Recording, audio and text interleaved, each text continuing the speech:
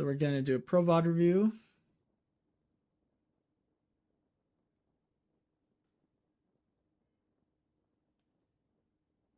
And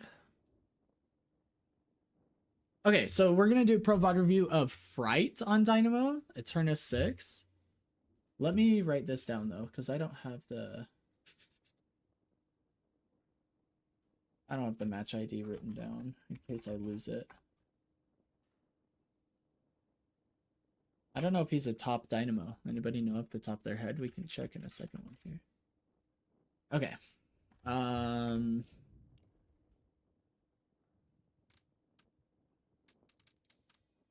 Hey, he's the #2 Dynamo, Heather. I got you. I got you at the #2 NA Dynamo victory gameplay right here. I'm always good for it, Heather. You know this. Okay.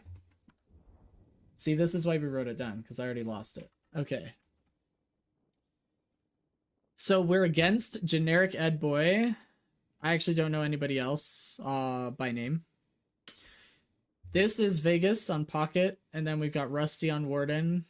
I recognize the Lava Bolt, but I've never seen them play necessarily. But let's go ahead and hop into this Eternus 6. #2 North America Dynamo support. Let's see how we should play Dynamo. Lava Bolt's in Eternus 6 almost every time I see him. I just don't know him personally, that's all. He's like #1 Holiday. Oh, that could be interesting to watch then. I don't think I've done Holiday. We're gonna see him lane, that's for sure. Holiday Dynamo lane is actually gonna be interesting to watch. Because it's just like random spirit damage bursts. You have to be like in and out. Shameless, Fright. Shameless. We call that the Zalo kind. Deserves to lose now. Except I already spoiled it. We're gonna win. Dynamo was my first hero, so this should be fun. Dynamo was my first hero too. Yeah. I think. Let me actually think about that for a second. Dynamo was like my first main, I think. I don't know who else it would have been. I liked Grey Talon. Actually, don't even remember. That was a long time ago. Yeah, Zalakind, you should be embarrassed. Shameless shooting AFKs. Unbelievable. Somebody ban this guy. Ooh, tried to anticipate the melee on the minion. Well played. But I do like his positioning overall. Oh no. Look at him play on top of his teammate because she got parried. Very good lane support to be close to your teammate. So holding your parry, waiting for them to maybe melee and take advantage of the fact that Lava Bolt got stuns there. Got heal first, trying to maintain sustain. So Pact Fan isn't here, I don't think, but notice Pact Fan how even when they're behind, they're not hitting the heal minion first. They're not killing it first. They just want to get as much value out of the heal as possible, and they know they have no lane pressure, so there's no point in rushing it. Mine was either Ivy or Geist. Man, I didn't learn Geist until forever. Dang. Ed Boy just got absolutely dumpstered, didn't he?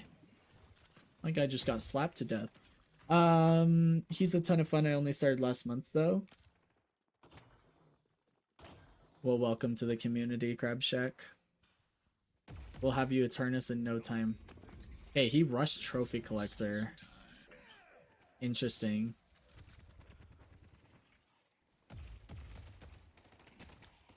Look at Holiday box routing. Look at this. This guy.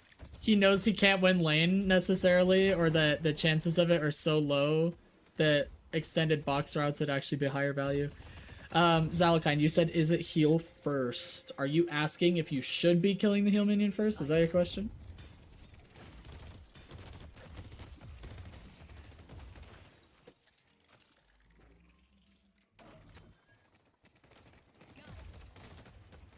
Oh, Dynamo went heal first, like as an ability. Oh, okay, yeah. So there's more than one way to skin a cat. I think as long as you're not getting your 2 first, you're probably chilling. I think he's only getting healed first because he anticipates that they're going to lose this lane, so they're going to be taking a lot of damage, and the only way to maintain any sort of tempo is to have like a decent amount of healing in lane so they can keep clearing these waves healthily and not give up first blood. But stomp or heal first is fine. It really depends on how you want to play it or who you're laning against. I think as long as you're not getting your 2 first, you're probably fine. If you get your 2 first, I have no idea what to say about it. Definitely troll. But yeah, look, he's not building any damage. We got no purple so far. He's trying to give Holiday the solo heal. So that's like 250 health.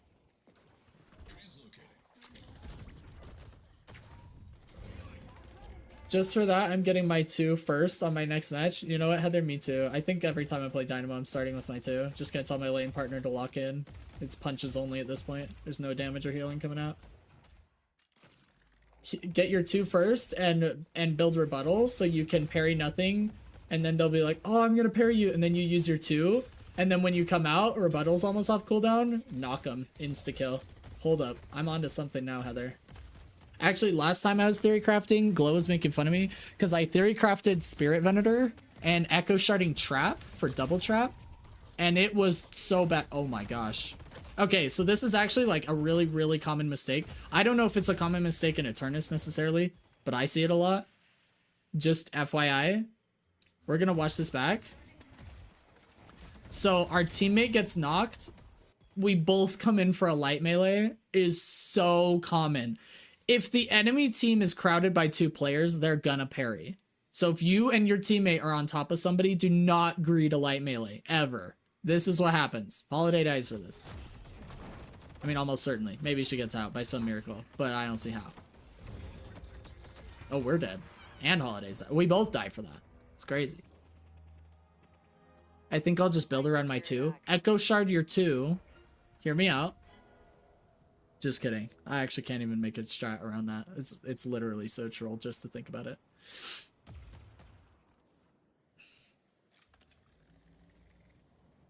Heather, it's things like this that keep us in low elo, okay? Just saying. And that's you and me both, alright? We can't be starting with our 2 on Dynamo. This is just... Echo Shard, Warp Stone, the jump thing. Yeah. No. Maxing your 2 is totally different than starting with your 2 in lane. Okay, maxing your abilities is like completely up to the build, your team comp, the enemy team comp, etc. I 100% agree with that. What a gank. I love these ganks, like sub 6 minutes, even if it was sooner than this, sub 5 minutes, he got ult, instantly gets his team a kill in blue. I'd like to see him leave though. Like throw healing right on your Yamato and then just dip. Unless you're both ganking the other lane now. In which case, she should still be healing with healing right. Big mistake here from Fright. Yamato could be like near full health by the time we got to this lane. Nice. This is actually a really common play that I make as well on Fright. If we go back and watch this. Do you guys know why he goes for the melee here? So this melee. Do you guys know why he goes for that right there?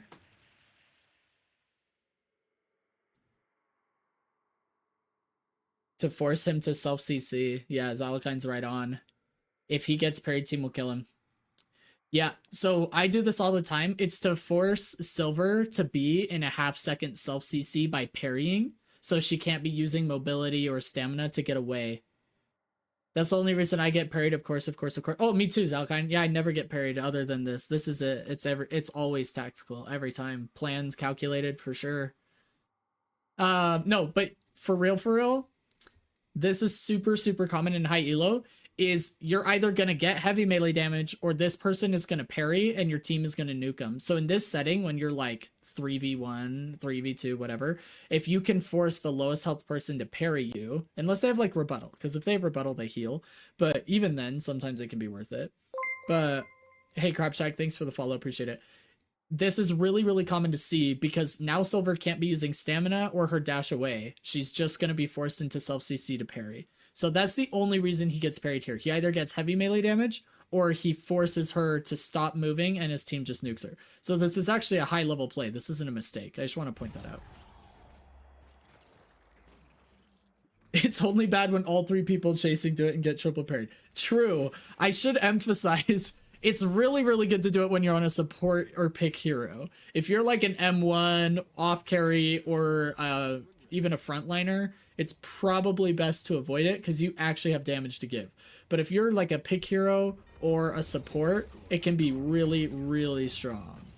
Because if you get knocked, it's like, okay, what more am I going to provide for my team? I already used my abilities. I'll heal him when I'm back up, you know?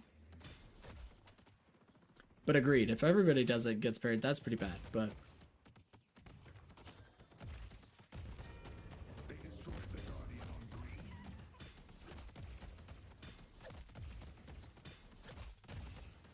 See, it's moments like this that I usually see, like, monster rounds on Dynamo. But apparently he doesn't want to run the monster rounds. He's just gonna take 20 seconds to clear camp.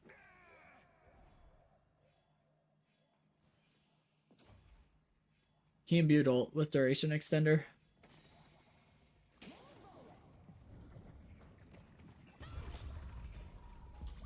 He just grabbed Holiday through the wall.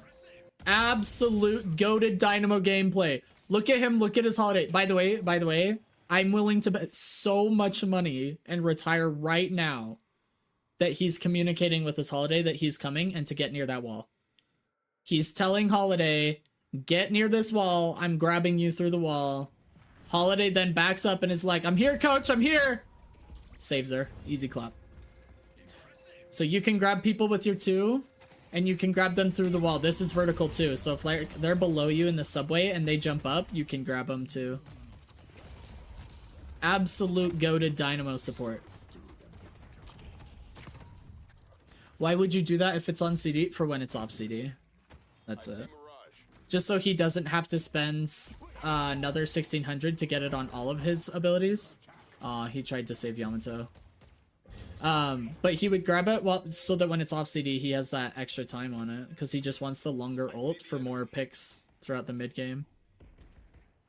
He's playing the long con. He's not playing, what can I spend 1600 on right this second? He's playing it for what in my kit gives me the most value and how can I augment it, which is his ult. I think it's a mistake. He could get it later. There's an argument for that. There's an argument for that.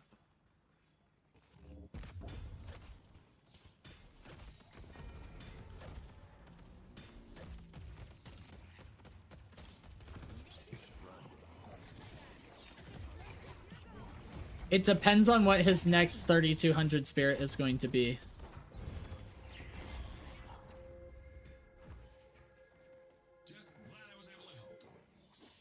Because if he's, so for example, if he's saving for a 3200 item and he wanted to make sure that he got duration extender on this before the next 3200 item and this comes off cooldown before he gets 3200 souls, that might be the calculation he's making. But I would say in general, I would agree with you, Zalakines, that he would probably be better off spending 1600 somewhere else, but it depends on what he's getting next.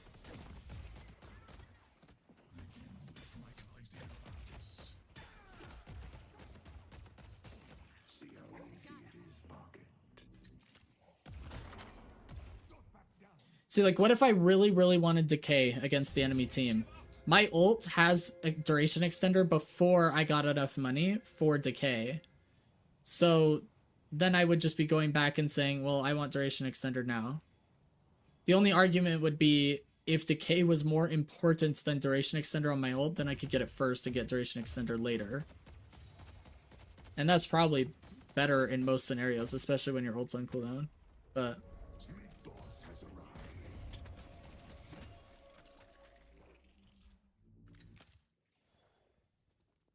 he's obviously not going for damage. I mean, he's obviously going for utility. Look at this build. I also just need to spend our money in general. Oh. Okay. Paradox doesn't have swab, so... somebody needs to pick up the walker, though. Because Mo's proxying the wave, it looks like. And then Paradox caught that wave. So now their wave gets longer zip. This is not bueno. We're trying to get to Urn Depot and we just lost 2 teammates.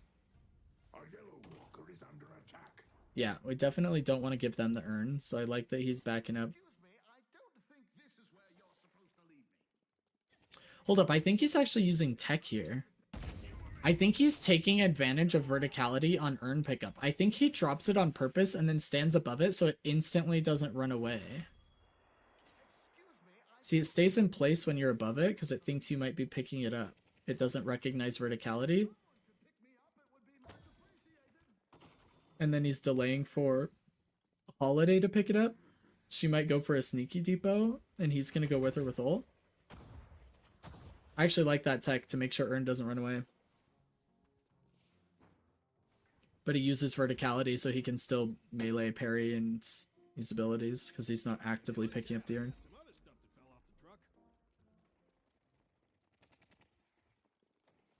Okay, so Zalakind, after looking at his build, I agree with you. I think Duration Extender was mega troll, given that these were the items he was going for. He shouldn't have gotten Duration Extender that early, because it gives no other stats. I thought he had a play where it's like, oh, I want Silence Wave, but I want Duration Extender more, and I don't think I'll get enough souls for it. Then I would have been okay with it, but I agree with you. I think the build order was a little scuffed here. He shouldn't have gotten Duration Extender that early. Dang, they keep winning this fight over here, so we can't deliver urn. However, Rusty did just split the walker. Oh, he doesn't get the walker. Okay, but I mean, that's worth it. We didn't even give up urn. We just got a ton of damage on walker by taking 800 damage to the urn. 650 now and however much earlier. And however much Holiday took while holding it too.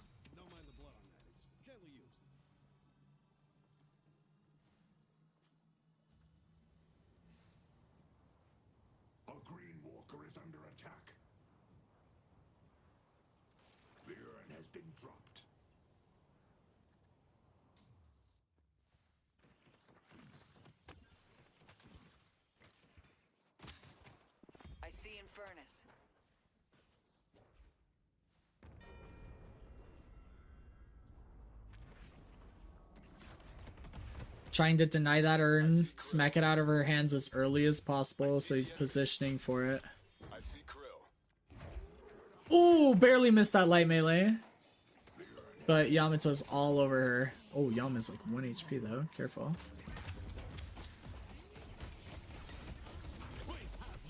Oh, Moen Krill targets him. Very well played.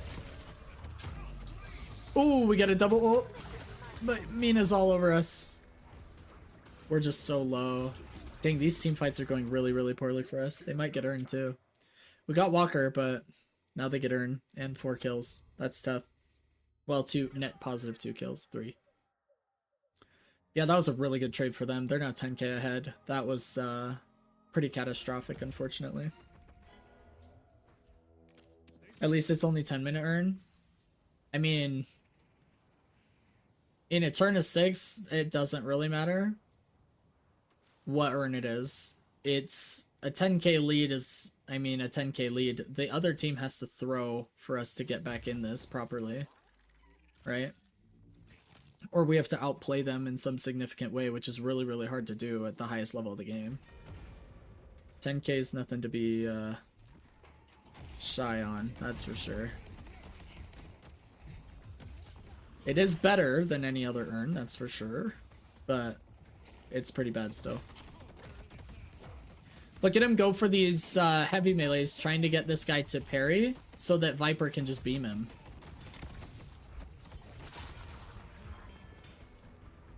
Unfortunately, Mina is just eating us alive. We did overextend there. We're playing really aggressively for how far behind we are, which I don't love.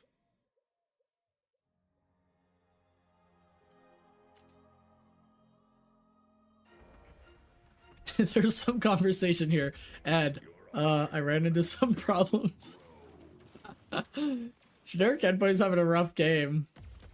He's died 3 times. Look at us here for the urn, though. Look at the support macro that he has to have. He has to be there right as the urn is dropping, making sure he's picking it up for his team, trying to get back into the game.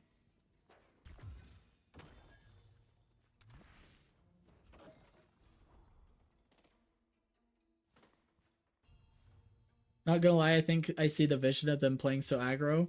I understand why they're playing aggro. I just don't like that they're playing so aggro when their team is so weak in the mid game. Like, our team is not strong. Oh, that's unfortunate. I got stuck on the wall. Our team isn't strong in the mid game. We're not supposed to be fighting, especially from behind.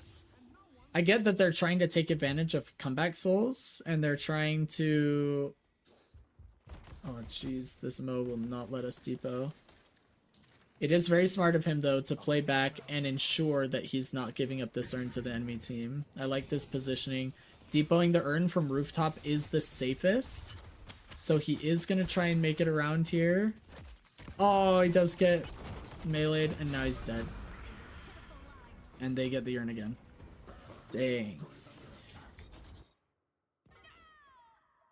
If they play passive, Warden gets permaganked. I mean, the reason behind the aggression prior was primarily to try and get the walker, right? We were using the urn fights and the aggressive gameplay to free up space over here.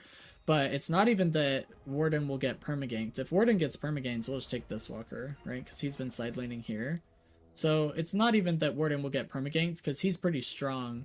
I think us fighting so much in the mid game is just fun. I honestly don't even think they're doing it because it's smart. I think they're doing it because they want to kill bad guys. In the I'm playing the game in the perfect way possible sense, you should not be fighting with our team comp this much in the early game. Warden, Viper, and Pocket need to scale. Yamato's like our only strong mid gamer, and like kind of Holiday. Huge kills, by the way, huge ult. We get 2 kills. Can we grab Viper? Nope, Viper made it out. Okay. So now that we kept our eye on Viper and know he got it out, we're going to go back to our team and see what kind of support we can provide. Because we've got Rescue Beam. Got Heal. We got our 2. And we're going to go for mid-boss. No?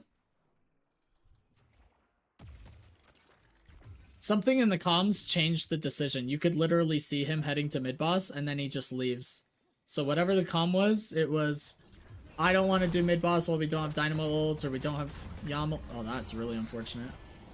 It's probably because they didn't have Yam or Dynamo ults, and they probably don't have Max Viper ult yet. Yeah, they don't have Max Bola, and only one person was dead. So they probably didn't feel comfortable with it, which is fine if that's the comm. This game looks chopped. Yeah, so far it's actually looking pretty bad. It's pretty funny. If I didn't know the outcome of this game, I would say this is looking pretty scuffed, but I have a feeling we're going to see some pretty big team fights later in the game.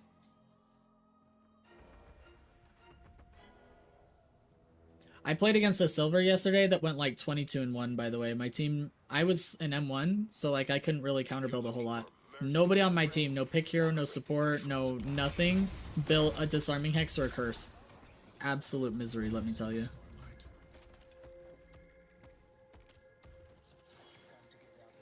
This is actually really big tech that we just saw, is how he was healing and jumped up.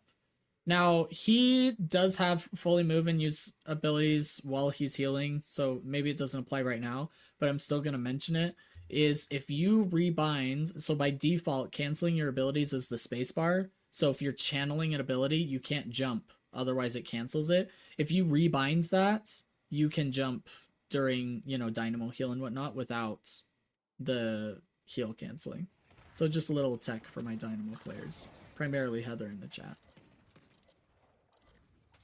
You just have to get used to the new cancel if you rebind it, obviously.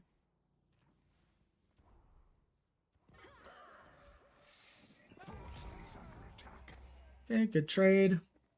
Any kill trades we get are like far and away in our favor because of retake souls. So anytime we can trade 1 for 1, 2 for 2, 3 for 3, it's good for our team. Yeah, Heather, it's good tech on characters that channel and require spacebar. Since my main is Paige, I never rebound it, so whenever I do deal with it, like on Dynamo for example, I just suffer the consequences. But if I was really trying to play it like the highest level possible and sweating and was making him my main or whatever, I would definitely do it. It's a huge quality of a life change. But I could just change it on that hero. I just don't have like very many hero specific keybinds. Hey, Zalkind, everybody got parried. Happens. Look at the whole team fighting for Urn. We understand the most important objective on the map right now. The first 3 urns are the most important objective on the map, unless you wipe the team on blue and can get mid-boss at like 17, 18, 19 minutes. It's also retake urn, which is even bigger of a deal. Looking for an ult here.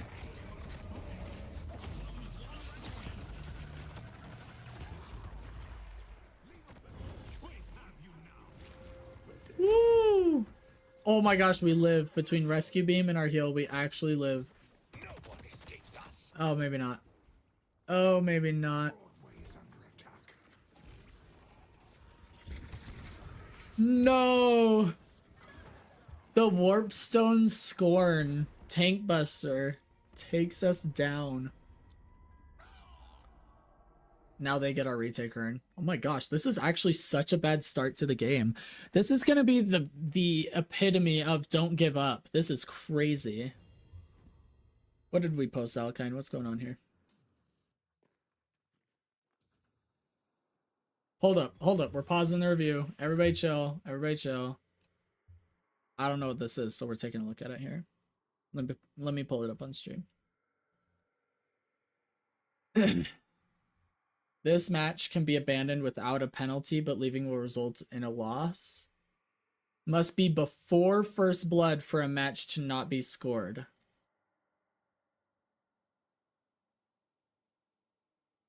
Okay. Solid.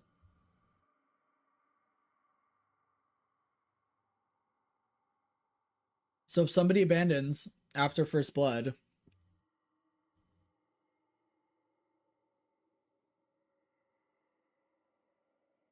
dang. I actually like that change.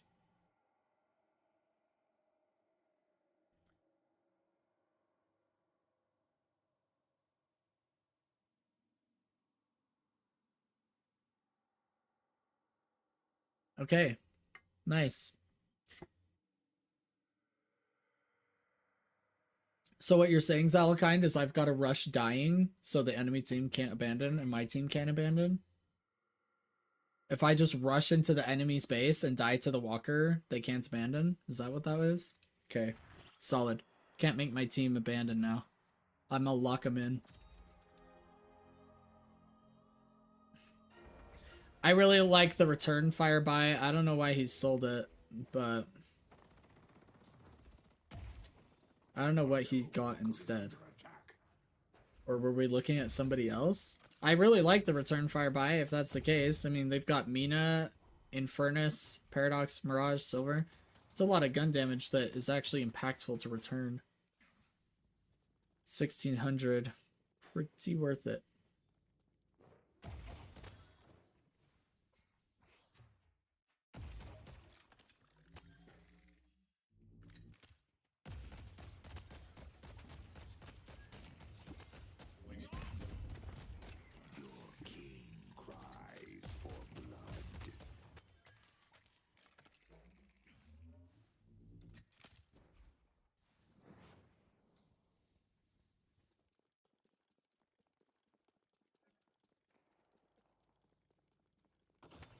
The enemy. By the way, him moving around like this is not indecision on not knowing where to go. It's communicating with his teammate on whether they're trying to go for a lasso or not and whether we're going to be playing off of it. So he was playing close to Holiday. Unfortunately, as soon as he leaves, she gets just gangbangs. There's like 5 people over there, but he's hovering his teammates because that's what you do as a support. You're looking at your minimap and you're looking at your teammates and you're communicating with them on how you can best help. Yep, we just got a lasso into a warden cage, and there's our first pick. Now we can do mid-boss, because we have Yamato ult and Dynamo ult in 25, although this is going to be down way before Dynamo ult's up. But we do have Yamato ult, we got Pocket ult, don't have Max Bola yet, but we got a Bola. Bullet90, yo, I got a question. What's the best choice when it comes to dumb teammates? For example, when I played earlier today, I and my team get wiped, and my only alive teammate tried to do Urn Run. I died trying to protect him from giving them Urn. Well, dang, what an ult. Nice. Look how patient he was with ult, actually. Can we go back? Sorry, 1 second, bullet. Let me cover this really fast. Look at how patient he was in using... Oh, we gotta go back further. Look how patient he was using this ult. Okay, we're fighting. He waits for his rejuve to be used. Ult's coming up. Then he sees it and goes in. Nice. He's constantly looking at everyone around him because he knows ult is coming up. So he's going to use it as soon as he can. And he waits and he waits. It comes up. He positions, sees it, gets 3 people. Nice. Love to see that. Let me answer Bolt's question. Okay, let me read this again. What's the best choice when it comes to dumb teammates? Best choice? I'm not sure I understand the question phrased that way. Best choice. But if your team, it depends on where your team got wiped or why, on what the next best choice would be. But the solution to dumb teammates is establishing yourself as IGL and having them listen to your calls. So like if you can successfully get your teammates to listen to you, then you can prevent dumb plays by making the right calls and they'll listen to you. So prevention is usually the best course of action, if at all possible. But there is no cure to dumb teammates, unfortunately. We did a VOD review on Saturday that was actually just me using you guys as therapy because I had the worst teammates I've ever had in Ascendant of all time. Because I've been on such a losing streak that I'm actually playing with Ascendant players, and they were so bad that I did a VOD review. It was the only thing we did on stream. I got on a Saturday for like 45 minutes and just ranted to all of you about how bad my teammates were and then ended the stream. That's literally all I wanted to do. But unfortunately for teammates, sometimes there is no cure.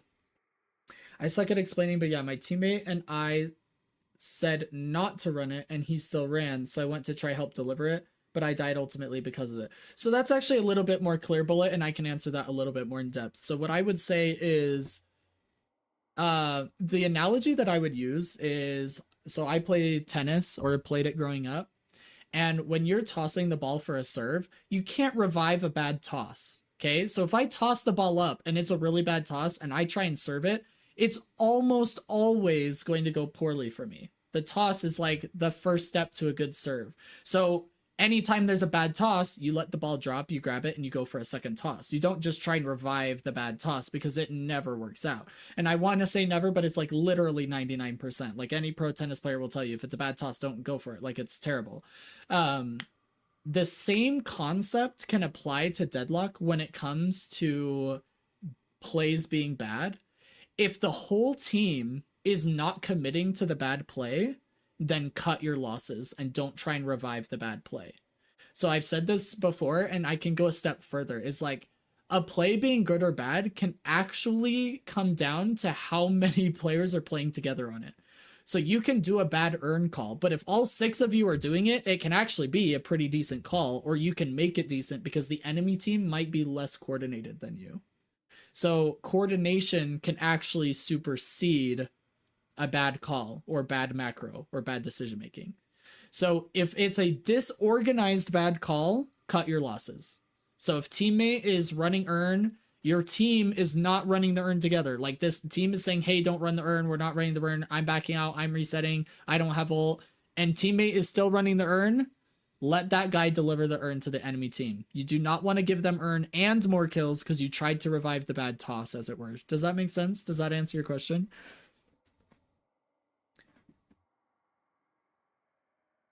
Okay.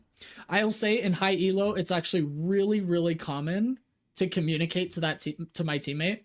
I will tell my Victor like well before he dies because he's up on their walker in a 1v2 and I'm on the other side of the map.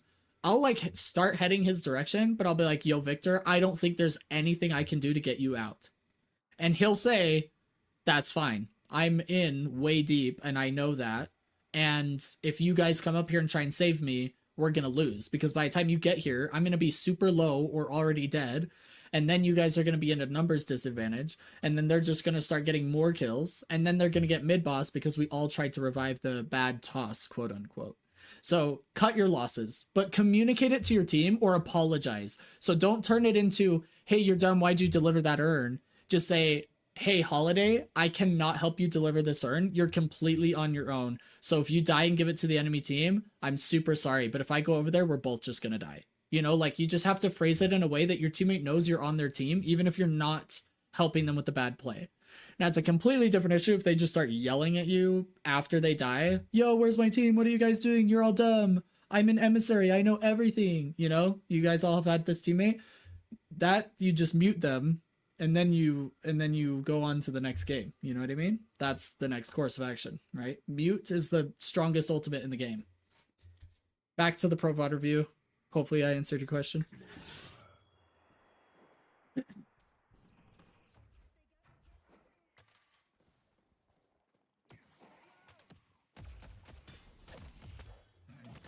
I feel like I'm always trying to help recover my teammates' bad plays, but yeah, you did, thanks. Yeah, so don't is short. The best thing I found in lower elo, so when I was climbing, the best thing that you can do to revive a bad play without giving the enemy team more kills is buying Rescue Beam. Just force your teammate back into a strong position. But I would comment before you do it if you can, so that they know you're about to force them into a good position. It's like, I'll have a teammate run in like way deep 1v4, thinks he's Superman, and I'll just be like, hey, yo, Infernus, I'm gonna get you out, and I'll rescue beam him. And he can yell at me after, and I'll be like, oh, so sorry, man. Didn't know that, you know, you were gonna win that 1v4. My bad, but really, I don't feel bad at all. I just saved our team from an, you know, unnecessary death. So rescue beam is actually like a godsend. I hope they never change that item. But that's like secret sauce tech. The rest of it is more consistent, because rescue beam doesn't make sense on every hero, right? Don't buy rescue beam if you're like playing Wraith or Warden or something, but if you can, it is good. Look at their Infernus being so devious. He picked up the urn and instantly dropped it so he could lock it in as neutral. For the next 4.5 minutes, that's a neutral urn, no matter how far behind we fall. Love that play.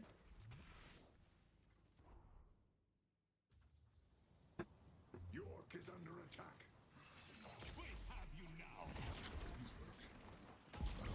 Used his 2 on the Mo and Curl ult to reduce the amount of damage he would take from Mo ult and anybody else who might be helping him. Didn't waste his ult on Mo ult. Now he gets Mo and Silver in his ult because he used his 2 to counter Mo ult earlier. We get a double kill. Easy clap. Nice.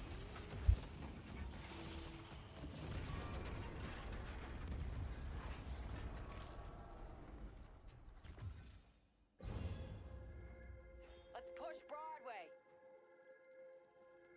Professor, your work is as impressive as it is. Defend the stronghold.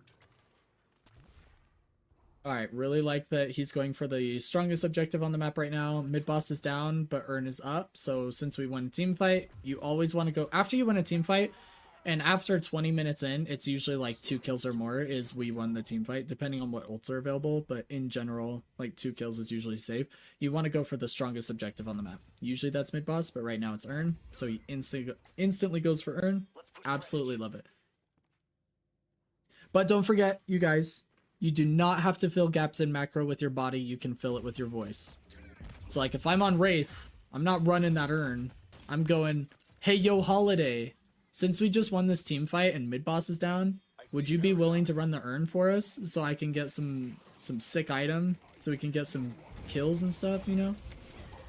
Because running the Urn as Wraith is trolling, low key. So don't fill the gap in macro with your body, fill it with your voice. Look at these staggered deaths, man. I mean, like, these 3 respawned, but we got these 2. So now we're still in a 6v4 after Viper and Infernus come back. Staggered deaths are the best way to close out games and get a lead. Look, now we're in the lead for the first time in like 14 minutes. Even if you get it for free, isn't the bonus souls good on carry? It's not as good as like all the sinners and tier 3s you could be killing instead.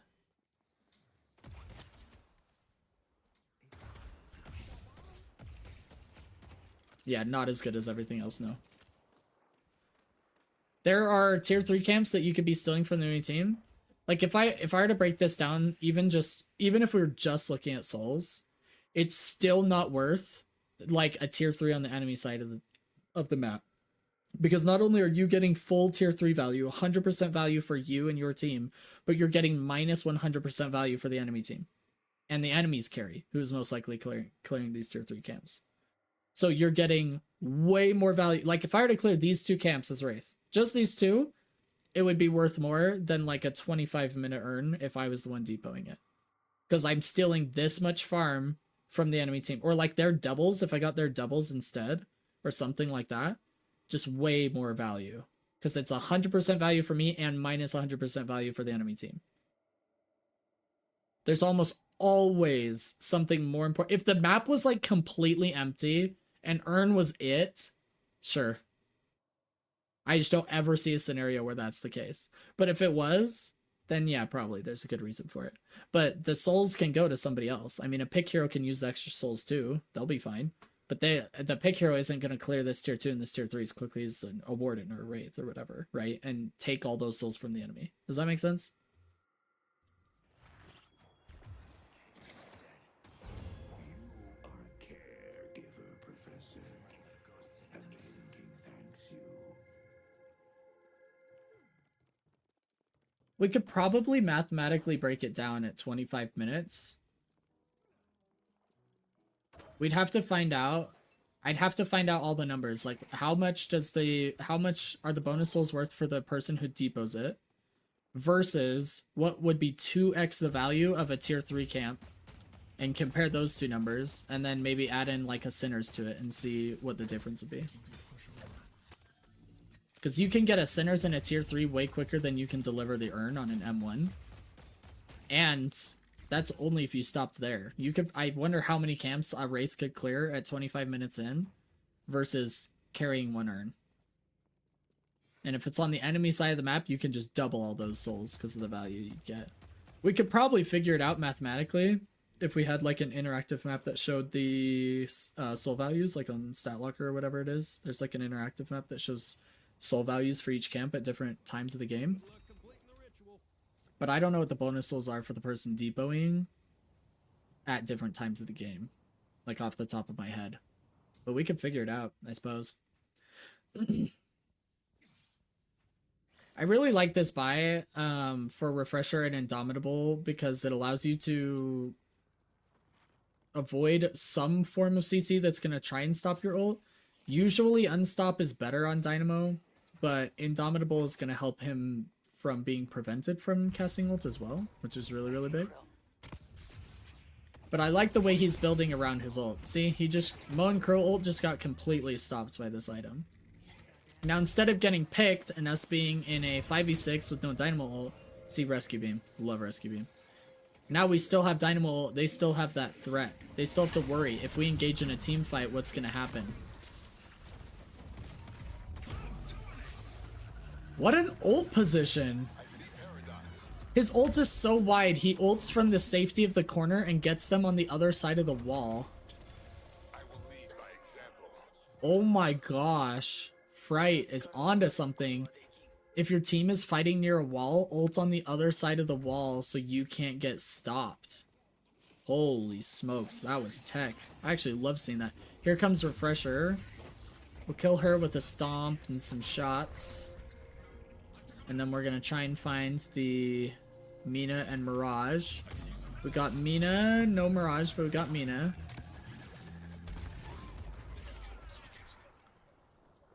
Okay, me and Yam versus Mo, who has ult any second now.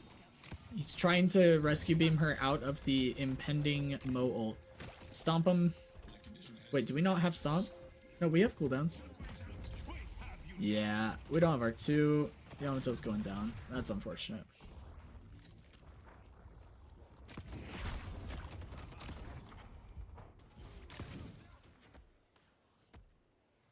Make it through this.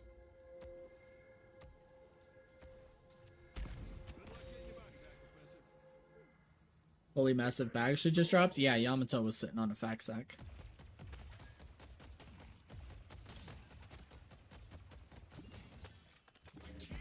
That is unfortunate. The souls are now even, but it looks like we got the urn, which is crazy work. Can't believe the enemy team didn't back up and grab the urn. But us either denying or forcing a fight on the urn is going to be really nice.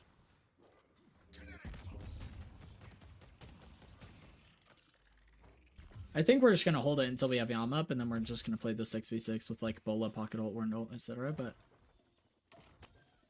maybe she's going to try and go in for a sneaky depot because we see that like 3 of them are mid. Actually, we shouldn't see them right now. They're on mid boss, no? This is another really high level play.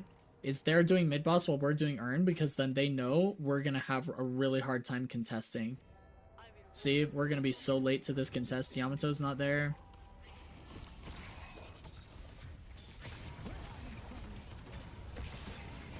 Dang, we actually got 2! What the?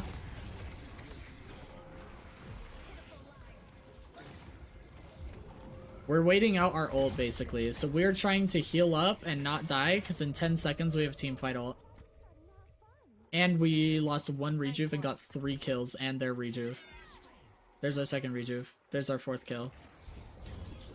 Now we have ult. So if we can catch this silver. There she is. He's probably gonna ult her. Oh shoot, he fell down. Now he has to try and get over. There we go. Oh, we got Mina too! Nice! Huge. So you don't always have to be in the thick of the fight, right? You want to be adding value to the fight as much as possible. So when he was low, he thought to myself, well, I'm gonna wait out my ult cooldown and heal up and reset. Play near my teammates, maybe use my 2 if I have to for them. And then when my ult's up, we'll go in and we'll get more kills. That was crazy. Crazy. That's actually the craziest fail on a mid boss I've seen in a long time. They went for mid boss, got the audio cue when Urn was close to depot. That's all correct. But then they just like weren't in the pit for rejuve crystal. That was crazy. Like, we were late to that contest. They should have gotten all 3 crystals, no? Unless I'm crazy. Hey, how's the Twitch overlay helping you guys? There should be an overlay like somewhere over here or something where you can like look at the store or look at the heroes and take a look at their abilities and whatnot. Let me know if you guys find this useful at all. Hopefully it's still on.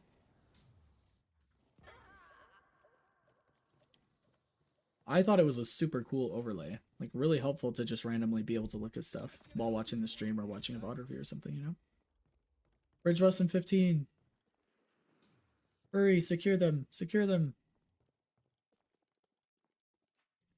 Veilwalker's devious. I love that. Veilwalker is so good in high elo because you can set up some crazy plays with your team. Nice. They didn't get the bridge buffs. They're working on that one though, it looks like.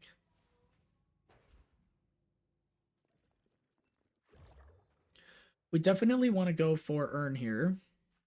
Looks like Mo knew that before we did, so they got Urn now, which is unfortunate.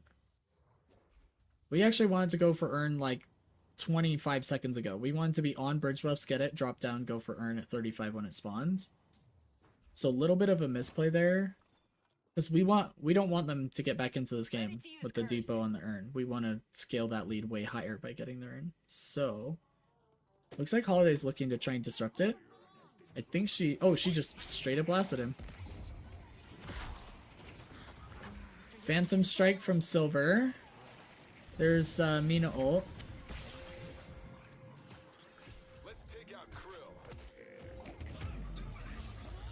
He's just babying his Viper, trying to make sure she doesn't die, and they get Silver. It's actually really good. We're still alive, going for a second heal. We're holding our 2. He's ready to use this 2 at any time for that Viper. Paradox got out, that's sad. Maybe we can get Mina though. Look at him, he's just waiting to use his 2. He has nothing else to offer his team, he's just waiting to use his 2 on his Viper. He doesn't want him to get crushed. And then he's using his heal when it's off cooldown. Gonna stay close. Viper's now like full HP. We're gonna go for the Urn in the 4v3.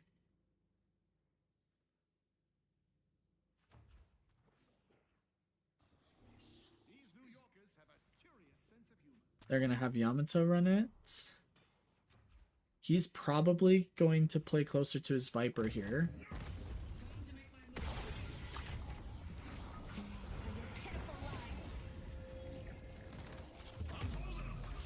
He used this refresher to get the ult off. He wanted both of them, but he only got the paradox here.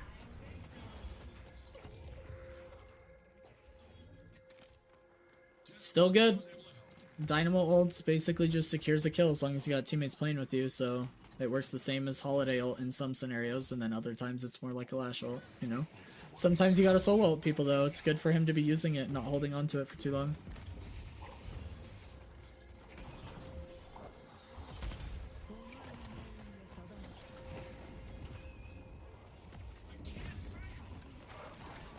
Oh my gosh, Mina gets out. Oh my gosh, Mina gets out. That was wild.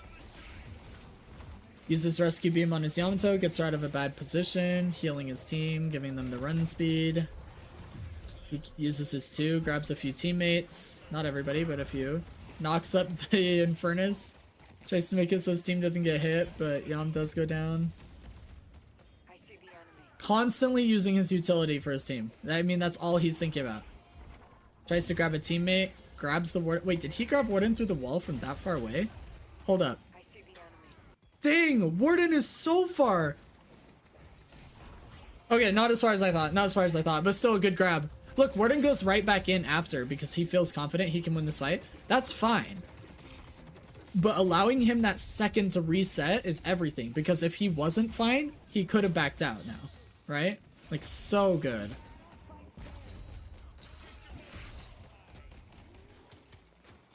Gonna go heal his Warden. Rescue beam 2. Taking advantage of that healing booster. We do go down right before ult, which is really sad.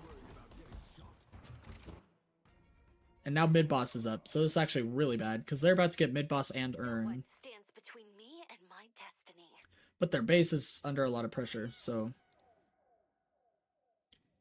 that's the only thing we have going for us. But they should be able to get like all objectives. Yeah, so Mina's gonna go grab the Urn. Are they not gonna do mid boss? I guess they're resetting first, but I feel like that's a pretty big fumble.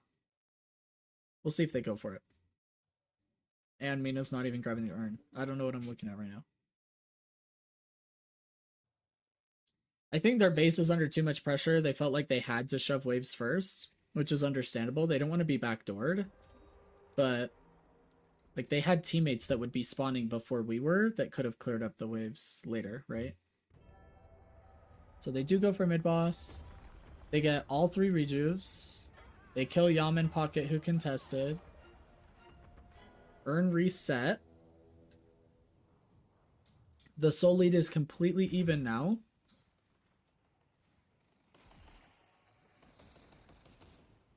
No shot we win this game.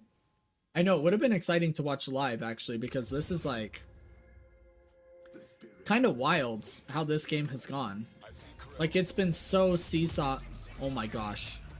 What a play. 2 rejuves just like that. He warp stoned in. Insta popped ult. Now we have refresher. He's gonna pop that any second now, I'm sure of it. Oh, grabs his teammate from the Mina ult. Nice. Then uses rescue beam. He's trying to keep him alive. Surely we use refresher like yesterday. There we go. Jeez. Oh, 3-man ults. Oh my gosh. Fright is so good. Focused on keeping his teammate alive before going for the team fight ult. That way he would be able to stay. Oh, love it. Absolutely love it. Oh my gosh, they had mid boss and we just wiped them. GG. Now we just follow this wave in and win. It's crazy. What a game. Yeah, Infernus just does nothing. The Dynamo 2 is too good. Well, not only that, but also he's just getting silenced by Warden cages. So like... Infernus build. Generic Headboy was going for the Spirit Leech Ricochet build. He also got Ethereal Shift, which I find an interesting choice, but... pretty standard hybrid Ricochet build. Mostly Spirit though, obviously. Duration extender on the burns and toxic bullets.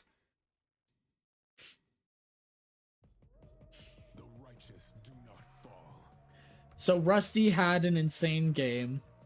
So on paper, Dynamo wasn't like crazy killer, but as we know, Dynamo is one of those characters where like looking at his stats, it's very hard to know how good his ults were, how impactful Refresher double ult was in those team fights that essentially won him the last fight despite the enemy team having all 3 rejuves and us starting down 2 players when we originally fought.